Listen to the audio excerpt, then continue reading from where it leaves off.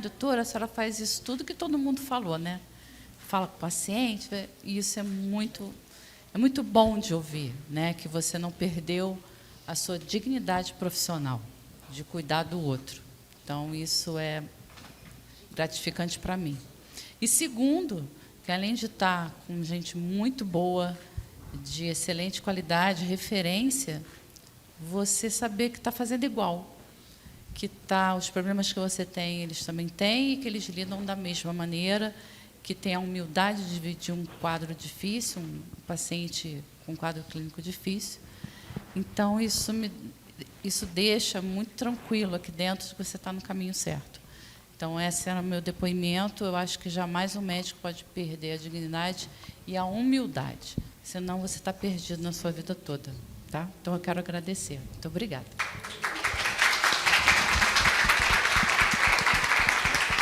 Não façam perguntas difíceis. Abertas perguntas.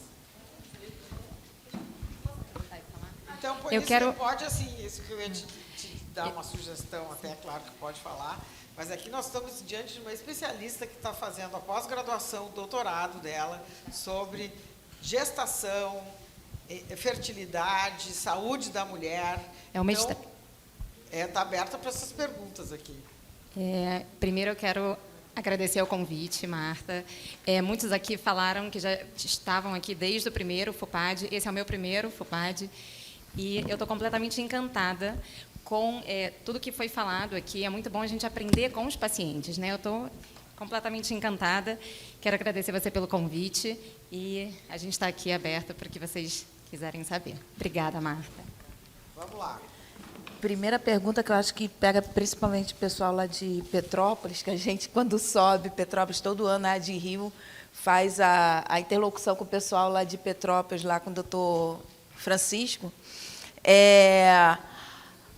Muita gente tem uma dúvida que é um pouquinho complexa sobre o suplemento, diferença entre Modulem e Pentanasa. Pentassuri. Porque tem alguns pacientes que conseguem ficar bem com o Modulem, tem outros que têm uma intolerância enorme no Pentassuri, diversas. Então, assim, às vezes a gente lá na ONG, a gente tem um cuidado de, quando tem doação, a gente fazer toda uma moderação para poder verificar se o paciente pode, não pode, enfim. E aí, quando a gente tem Pentassuri, a gente fica com latas acumuladas. E isso acontece também com o pessoal lá de Petrópolis, que eles também ficam com latas de Pentassuri. Mas, quando vem Modulem, geral quer Modulem. Então, seria legal escutar vocês um pouquinho sobre a diferença de Modulem e Pentassuri. Eu vou responder. A nutricionista estava aqui toda manhã. Mas vamos lá. Eu falei para não fazer pergunta. Não, eu acho que os dois suplementos são muito bons. Eu acho que uma alimentação saudável é espetacular. Eu vou responder porque eu acho que não tem um melhor. Os dois são muito bons. O Modulem tem uma característica de ter substâncias melhores, mais direcionadas para a doença inflamatória intestinal. Mas os dois suplementos são muito bons. Vamos responder assim. Lá atrás tem uma pergunta. Ô, Vivi, Eu acho que fala o marca Modulem, também, especificamente, tem mais trabalhos no passado. Acho que eu ia falar, Marta. Então, com criança, pediatria, sobre suplementação exclusiva com Modulem. E aí, o que acontece? Pode ter um hábito, mais ou menos, do colega, prescritor ou solicitador, de pensar primeiro nisso, entendeu? Por exemplo, nem todo mundo conhece o Pentassuri, entendeu? É um produto de pouco tempo no mercado e que, para ver resposta de um para outro, às vezes é absorção de um, às vezes uma pessoa com a outra, entendeu? Não, era só a característica mesmo entre os dois, não é questão de conflito de interesse de farmacêutico. Os dois são muito bons. Só a característica dos dois. Acho que tem uma pergunta ali atrás. O microfone ali, por favor.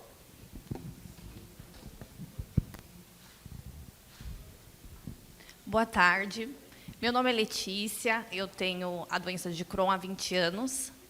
Eu descobri o Crohn com 12 anos de idade, né? Então, a minha pergunta ela é uma pergunta até um pouco ousada aqui, mas é sobre sexualidade. Ótimo. Eu descobri o Crohn com 12 anos. Então, ali no começo da minha adolescência, eu já tinha a doença de Crohn. E ali você está passando pela fase da puberdade e com a doença de Crohn, nós temos a autoestima muito afetada. Por questão de muitas diarreias, e nem sempre o seu companheiro vai entender isso. Eu falo por mim, quando eu fui me relacionar, a primeira coisa que eu falei, olha, eu tenho uma doença, é assim, assim, assim, numa crise, é uma coisa muito feia, então eu sempre quis me privar disso. E, infelizmente, a profissional que cuidava de mim era uma profissional que não ajudava muito nisso. Então, eu aprendi sozinha, né, a lidar com isso. E me feriu muito. Eu tive muita dificuldade na vida sexual por conta da doença de Crohn. E aí eu queria saber de vocês, que orientação vocês dão hoje para os pacientes, se vocês conversam sobre isso, porque na adolescência é muito difícil. Há 20 anos atrás tinha mais tabu, né? Hoje a gente não tem mais. Só que, para nós, que somos afetados na adolescência, é complicado para você se relacionar. Bom, o primeiro ponto que eu coloco em toda consulta, principalmente na primeira vez e quando eu tenho adolescente, é tirar a palavra tadinho, né? O maior campeão olímpico britânico de todos os tempos, ele tem 7 medalhas de ouro, número de mentiroso, e ele tem doença de Crohn. Eu tenho no consultório um atleta olímpico da seleção de vôlei. Ele não joga 1 hora de vôlei na praia, ele joga 12 horas de vôlei com o Bernardinho gritando no ouvido dele o dia inteiro. Então, essa palavra tadinho tem que sair do nosso cenário e trazer o paciente com a doença inflamatória intestinal o mais próximo possível da normalidade, se é que existe um termo normalidade. E a sexualidade não fica atrás. Então, eu sempre peço, eu tenho uma colega ginecologista que se acostumou com doença inflamatória intestinal, que ela me ajude na questão dos anticoncepcionais, se é melhor o DIU, se é melhor o anticoncepcional oral, pelo momento que a paciente está vivendo.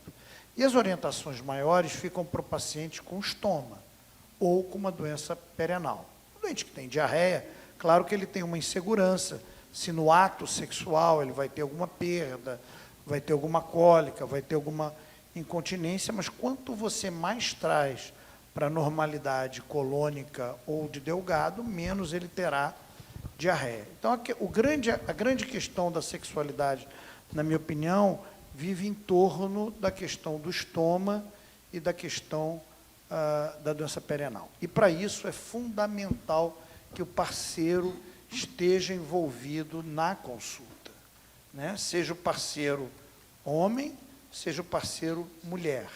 É preciso que esse parceiro participe da consulta.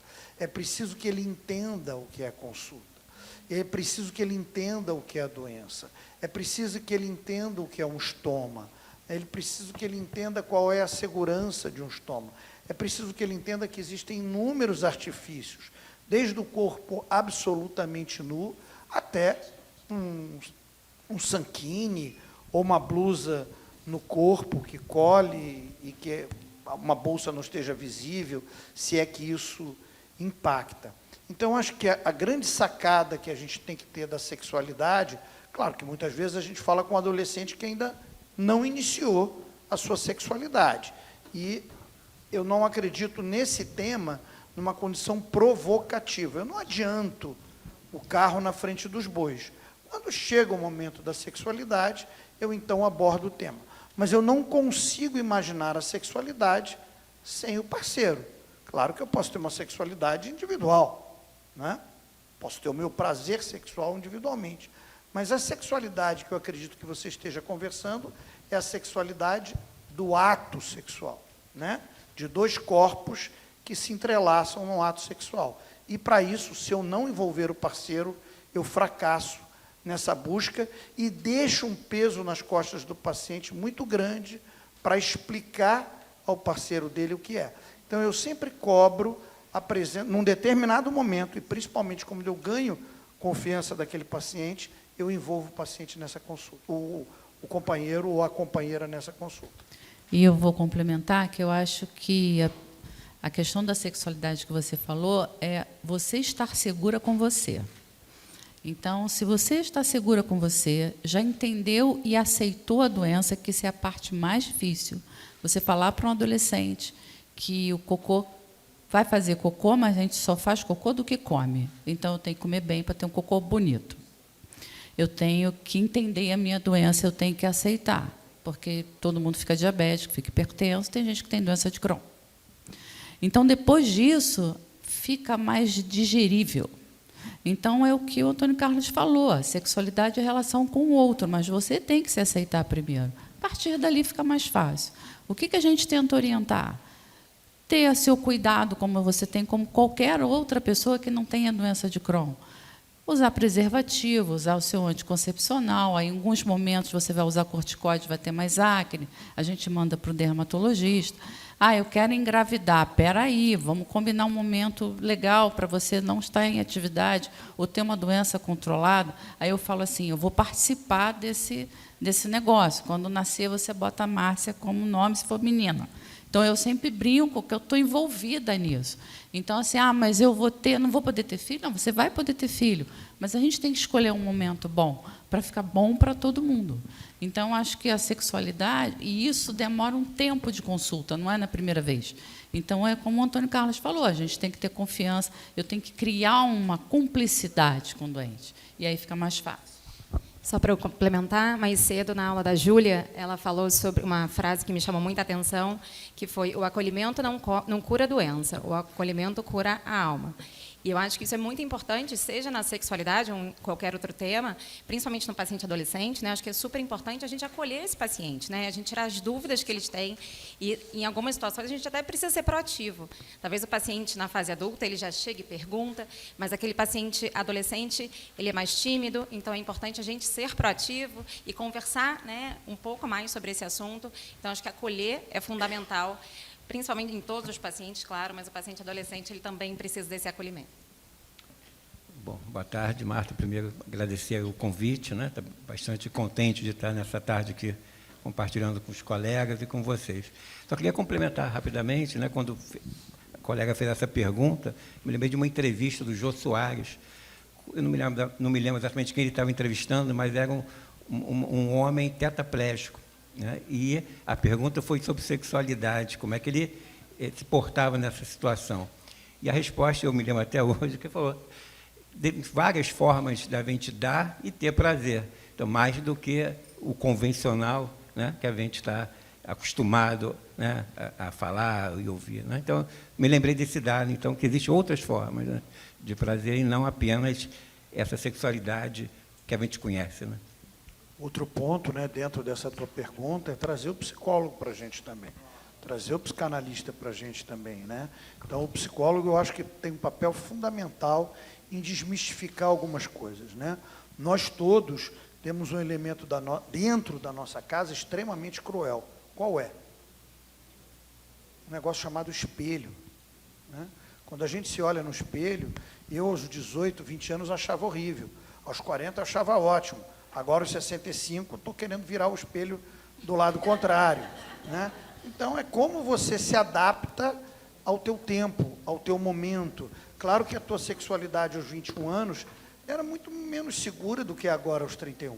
Então, é preciso que a gente traga, às vezes, um psicólogo ligado ao adolescente, que permita que esse paciente solte os seus medos, as suas dúvidas, porque raramente ele vai falar com o pai, com a mãe, muitas vezes vai falar com uma colega, uma amiga, e que quase sempre é uma tragédia esse tipo de orientação.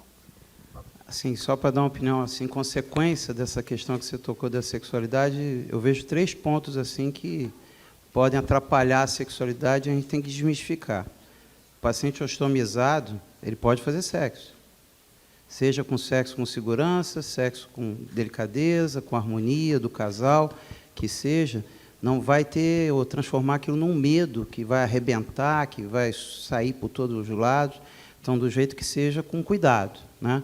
Outra coisa é o paciente com doença perianal, com fístula perianal, ou hidroadenite, que a região de períneo fica muito traumatizada e sensível em relação a isso.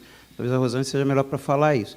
Mas, assim, a gente tem que tentar melhorar aquele estado, porque a gente sabe que as pessoas ficam com medo, não, vai me machucar, vai me traumatizar, vai abrir mais a fístula, que seja. Então, quer dizer, esse é o tipo de paciente que a gente procura melhorar cada vez mais para ele voltar à sexualidade.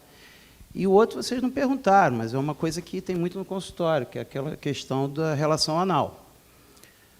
Eu tenho retocolite ulcerativa, tenho proctite ulcerada, estou em atividade. Meu parceiro, ele me bota na parede para fazer relação anal. Eu já tive isso de, assim, paciente virar e falar. Eu falei, traz ele e a gente conversa. E aí virou uma conversa, né? Aquela coisa, não, ele aceitou, ele resolveu, não sei o que mais. Quer dizer, a pessoa está tendo uma dor anal, tenesmo, está naquela questão, e está traumatizando, está atrapalhando, né? Uma conversa tem que ser feita dos dois, né? Isso aí. Uma coisa que é importante, Fred, você falou aí do estoma. É muito comum os pacientes terem muito receio da bolsa de colostomia soltar. E isso pode realmente acontecer. O que eu vejo muitos pacientes fazerem, isso é por criatividade de muitos pacientes, é usar tipo um top no abdômen, cobrindo a bolsa, dobra a bolsa e coloca ali. Quem tem estômago sabe disso, né? Que aí evita de, no atrito do corpo, aquilo ali descolar e realmente ter o desconforto de vazar fezes, né? Isso é mais fácil de acontecer com uma ileostomia, que é um conteúdo líquido, do que com a colostomia, que é um conteúdo sólido. Então, a gente sempre recomenda que use esse artifício de ter um top no abdômen para cobrir aquela bolsa com ela dobrada, esvaziar antes da relação sexual. Mas eu acho que uma coisa que é fundamental, que o Antônio Carlos colocou no início, é que a gente chame o parceiro para a conversa. É muito importante que o paciente se sinta seguro para tirar todas as dúvidas, se possível, numa primeira consulta, e saber que aquela doença está assim nesse momento, mas que ele vai ser tratado e vai entrar na remissão e vai ficar bem, e vai ter uma vida normal. Quando a gente diz para o paciente que ele pode ter uma vida normal, como qualquer outra pessoa, aí ele ganha fôlego para ter ânimo para levar a sua vida com uma normalidade. Ninguém vai ter diarreia a vida inteira, né? Vai ter durante um período, vai ser tratado e vai ficar bem. É o que eu falo para todos os pacientes. Mas traga o seu marido, namorado, esposa, enfim, para conversar junto e ter um suporte psicoterápico que é fundamental. E com relação ao sexo anal que você falou, obviamente, com doente com retocolite, com atividade de doença, é proibitivo o sexo anal, que não vai nem tolerar. E sem atividade da doença? Sem atividade, pode até ser, né, sabendo que todo trauma pode ter alguma lesão. Isso é uma pergunta frequente. A doença É uma pergunta em remissão. frequente. A minha doença está em remissão. Eu posso fazer sexo anal ou sexo anal tem risco de ativar a minha doença? De ativar, não, mas deve ser feito com lubrificação, porque no momento que a doença está em remissão, a mucosa está normal. Ela não está passível de ser reativada por causa de um atrito. Mas, com uma lubrificação adequada, poderia ser feito. Mas deve ter cuidado, claro. Boa tarde a todos. Eu sou Nazaré Frespo Bel. Tenho doença de Crohn há 42 anos. Então, eu queria fazer uma pergunta para a doutora Rosane. Os melhores momentos da minha vida com a doença de Crohn, né, que eu fiquei bem, parecia que eu nem tinha nada, foi na gestação. Eu tive 2 gestações, minha filha tem 35 anos, e tenho de 27, que eu fiquei grávida com uma fístula abdominal, né? E nesse período eu fiquei como se eu não tivesse nada. Aí depois que eu tinha o bebê, voltava o Crohn. Aí eu ficava assim, gente... Aí eu sempre tive essa curiosidade de perguntar por que na gestação o Crohn desaparece, a doença de Crohn desaparece.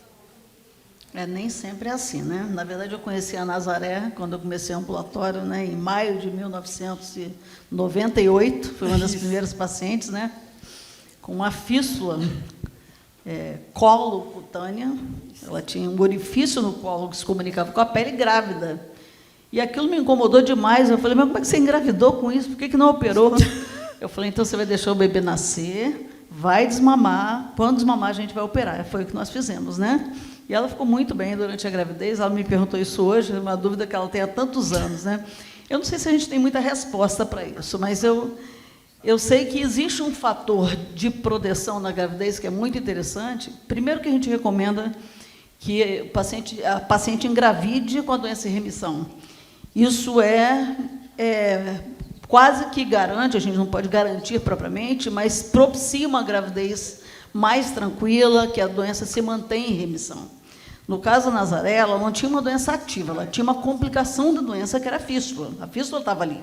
E ela engravidou com aquela fístula e se manteve até o final da gravidez, até o bebê nascer, desmamar e operar. Mas o fato da mulher estar grávida é um momento muito especial na vida da mulher, que toda a atenção dela está voltada para o bebê, não está voltada para a doença. Acho que era isso. Ela nem lembra muitas vezes da doença, ali era uma fístula, aquilo era o de menos, né? Mas a atenção dela está toda voltada para aquele momento muito especial do bebê. E naquele momento a doença fica em segundo plano, né? Se a doença estava em remissão, ela vai permanecer em remissão provavelmente. Depois que nasce, aí a coisa pode mudar, né? Então, eu não sei se alguém tem alguma explicação científica para isso, isso é o que eu penso. Não, eu concordo com a doutora Rosane. Eu acho que a atenção acaba ficando toda para o filho, e eu acho que isso acaba melhorando. Mas não é em todos os pacientes que isso acontece. Tanto é que, hoje em dia, o que a gente preconiza é que o paciente mantenha a medicação durante a gestação. A gente sabe que as maiores taxas de complicação que acontecem durante a gestação não são decorrentes da medicação, são decorrentes da atividade inflamatória. Então, acho que o nosso grande desafio é conseguir convencer o paciente a manter a medicação durante a gestação. Alguns pacientes acabam ficando, não sei se a Marta pode complementar, mas talvez a sua pergunta seja, a resposta seja exatamente o que a Rosane falou, mas eu acho que o nosso objetivo é que o paciente mantenha a medicação durante a gestação para evitar complicações como baixo peso ao nascer, parto prematuro, abortamento espontâneo. Eu acho que o ideal é que mantenha a medicação durante a gestação. Camila, só complementando, eu costumo mandar uma cartinha para o obstetra orientando com relação à medicação. Não suspender isso, não fazer aquilo, não usar o anti-inflamatório durante o parto, né? No pós-parto. Sempre faço isso, inclusive a orientação com relação à vacinação do bebê após o nascimento. Sempre faço essa orientação, a gente acompanha a paciente até o final da gestação, mas com essa orientação para que o obstetra se sinta seguro e o pediatra também. Só para complementar, o meu projeto de mestrado, que a Marta falou mais cedo, é um questionário sobre gravidez, fertilidade e amamentação, que a primeira fase a gente rodou no site da PCD, e uma das perguntas era se a paciente manteve a medicação durante a gestação. A maior parte manteve, mas dentre os pacientes que suspenderam a medicação, é interessante, a gente viu que, em torno, não vou lembrar os números de forma exata, mas em torno de 8% dos pacientes suspenderam a medicação por conta própria, e 5% suspenderam pela orientação do próprio gastroenterologista. E aí, na minha cabeça, a gente não tem análise de tudo, mas na minha cabeça são gastroenterologistas, talvez não especialistas em doenças inflamatórias intestinais, e esses tiveram orientação. E até, para minha surpresa, um percentual menor de pacientes suspendeu a medicação por conta de orientação do obstetra. Então, a gente ainda não tem os resultados finais, mas a maior parte dos pacientes acabam suspendendo por conta própria. Então, é interessante a gente ter essa orientação do do médico especialista para manter a medicação. É exatamente isso. Obrigada. Posso dar uma complementada, Mar?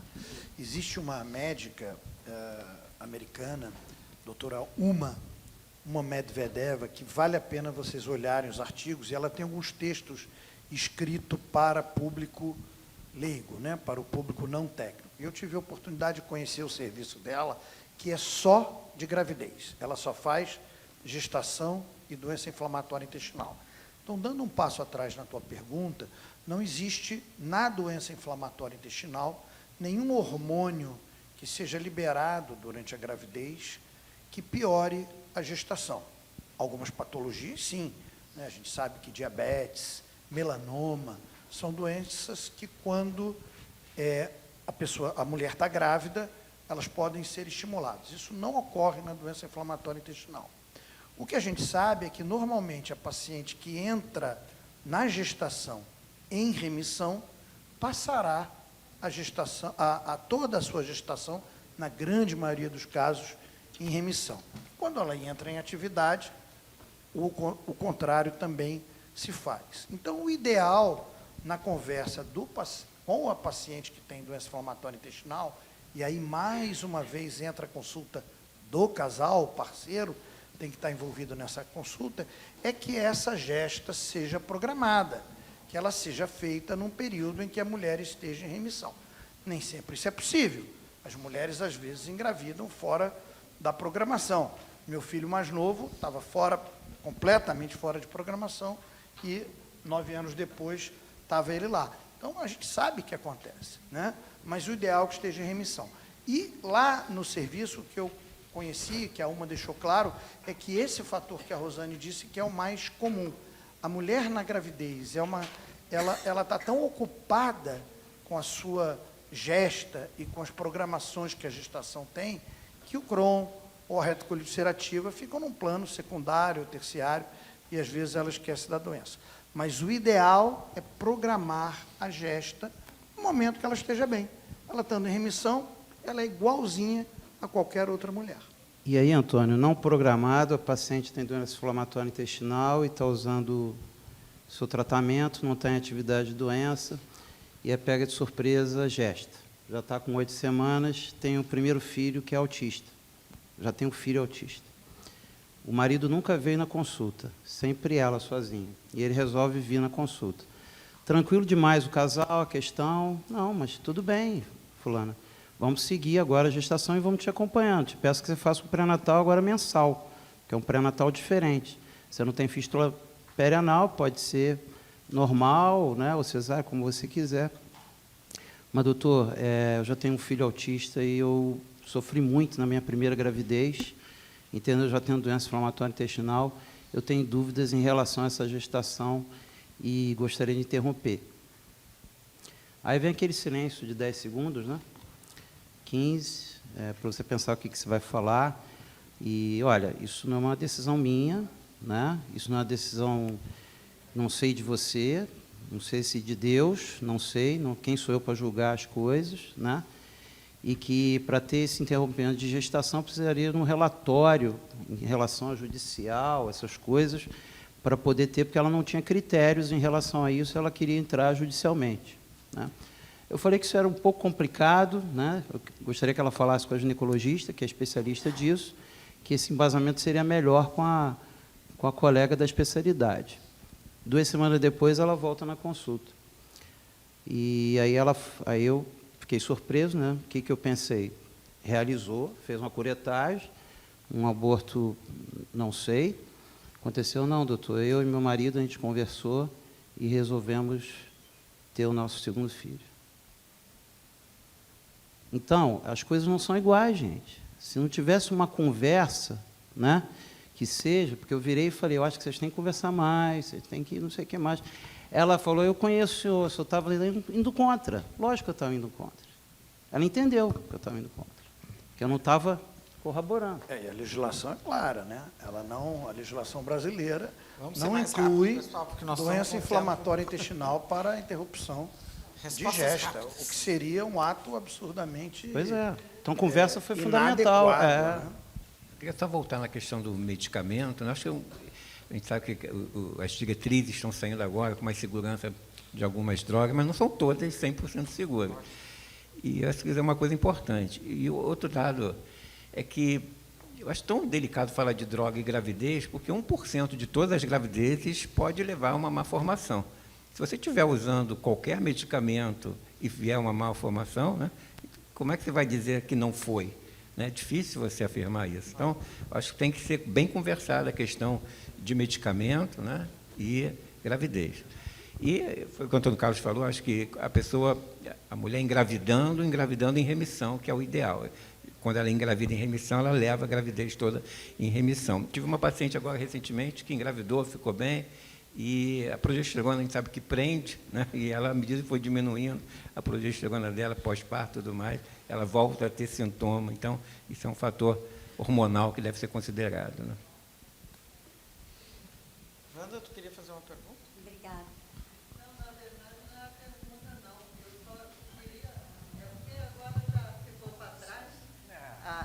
A a história da sexualidade, né? Falou-se muito no exercício sexual aqui e foi muito bem colocado, eu achei excelente.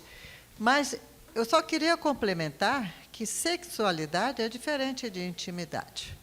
Então, se falou muito aqui no exercício sexual em que está em jogo a intimidade, né? Principalmente. Agora, a sexualidade, essa você morre com ela aos 100 anos de idade. Então, a sexualidade ela pode ser exercida pelo toque, ela pode ser exercida com o olhar, que, aliás, eu acho que a melhor forma de expressão da sexualidade é o olhar. Então, tem várias outras formas para você expressar, demonstrar e curtir a sua sexualidade, independente do exercício sexual. Eu acho que isso, muitas vezes, a gente tem que dizer para o paciente também que não é só o exercício sexual. No caso de vocês da reumatologia, às vezes tem muito problema, porque a mulher tem muita dor. Então, a abertura de perna, as posições sexuais, quando vocês classificam ali a atividade de doença de vocês, isso está incluído. Então, o que a senhora está dizendo é muito procedente, né? Exatamente, por isso, considerando, né, todo o nosso dia a dia, né, que os pacientes referem muita dor, e, às vezes, a conversa, quer dizer, quando você faz a anamnese, quando o seu paciente volta de 3 em 3 meses, digamos assim, ou de 4 em 4 meses para você, uma pergunta que se impõe é: como está a sua saúde sexual? Não é perguntar, você está tendo relação sexual? É diferente. A saúde sexual a gente vê na anamnese, no primeiro dia que você está vendo aquela paciente, subsequente também. E todas as adaptações, né? Exatamente. Quando eu olhei pela primeira vez o Kama Sutra, dava para eu fazer as 100 posições. Agora, no máximo, 2 ou 3. Exato. Não, mas olha, para tudo tem um jeito, colega. Para tudo tem um jeito. Não mete essa, não. Menos. Vamos ver mais alguma pergunta. Uns 18, já recebi né? a plaquinha aqui do tempo esgotado. Mais alguma pergunta? Olá, eu não vou fazer nenhuma pergunta assim, né? Eu sou portadora há 20 anos e é a primeira vez que eu estou num fórum, sou médica, fui aluna de Hélio e Fred, sou psiquiatra e eu estou achando um excelente encontro, tinha muito para falar porque eu acho que a psiquiatria está dentro e o meu interesse até pela psiquiatria eu agradeço aos dois, porque eu não quis, quando entrei na faculdade não era uma área que me interessou, mas no ambulatório de doença inflamatória intestinal lá da Santa Casa, eu comecei a ver muitos casos, assim, né? E a gente viu relação, a gente discutia sobre isso, e isso foi me encantando. A gente tem um motivo, assim, na medicina para escolher uma área, né? Meus preceptores de psiquiatria sempre falavam isso. E eu cheguei hoje, eu trabalho com esquizofrenia, eu trabalho com outras coisas também, mas o quanto o portador, quando ele descobre, né? Vendo por mim, até por pacientes que eu atendo, o quanto ele fica perdido e entra num quadro depressivo, e eu acho que eu preciso falar da prevalência. A prevalência hoje é de 5% a 10% a mais que a população, e com o Covid, a gente aumenta 10% no mundo, né? Então, o quanto a gente não está acolhendo os nossos pacientes, e o quadro depressivo, eu vejo que piora um pouco com relação à adesão ao tratamento. E eu acho muito importante essa entrada nossa na saúde mental, do acolhimento inicial desse paciente, para aderir, porque a adesão eu acho que é o nosso principal problema, assim, dentro da clínica geral, né? E agradecer muito, né, vocês por abrir essa porta. Eu acho que também eu cheguei até o Dr. Fred, então, pela Patrícia Mendes, né, que me abriu a porta quando eu estava perdida, que eu não sabia por onde pedir ajuda, há 20 anos atrás. E eu queria falar um pouquinho da questão da gestação, tá? Um conhecimento meu, que é a prevalência de TEA em pacientes que engravidam. Foi feito um estudo em 2022, Reino Unido e Suíça, com relação ao autismo, e pacientes que não estavam em remissão, né, tiveram um índice maior de filhos com transtorno do espectro autista. Então, a partir desse estudo de 2022, acredito que venham outros estudos, até porque o TEA está bem prevalente, e aí o achado é o seguinte: se a paciente não está em atividade de doença, também está com deficiência de ácido fólico, deficiência de ferro, como toda gestante também não portadora, o índice e a prevalência de TEA aumenta. Então, o quanto é importante a programação da gestação em pacientes que têm DI. Certamente essa é uma doença que a gente precisa de uma equipe multidisciplinar. E semana passada eu estava num evento com um psiquiatra, a gente fez um debate sobre saúde mental. E acho que depressão é uma doença de difícil diagnóstico, muitas vezes, se não é uma depressão maior. E ele deu um número assustador que eu não sabia no Brasil. Ele disse que a cada 5 pessoas que tu está te relacionando, provavelmente uma sofre de depressão. Então, isso realmente eu acho que é a doença que... A saúde mental é uma coisa que a gente tem que realmente dar uma atenção especial, como todos esses cuidados aqui. Eu queria agradecer muito a vocês. Só para fazer um comentário de um segundo. Esse trabalho do TEA é muito interessante e a gente vai descobrir muita coisa da neuropsiquiatria. Por exemplo, esse trabalho mostra déficit de atenção, TEA, mas a astenia, hoje a gente sabe que é um processo inflamatório que levou a esse processo que a gente trata, e o paciente tem astenia. São desafios. Marta, queria sugerir que conclamássemos os homens a estarem presentes aqui, porque são muito poucos representantes do sexo masculino. Parece um evento só de mulheres, né? Muito poucos homens. Isso já foi falado. Então, mulheres, chamem os homens pacientes para esse evento. A gente precisa trazer os homens. Incrível, né? Não vem homem, né? Bom, muito obrigado. Muito obrigado a todos vocês. Obrigado, Marta. Obrigada, Marta.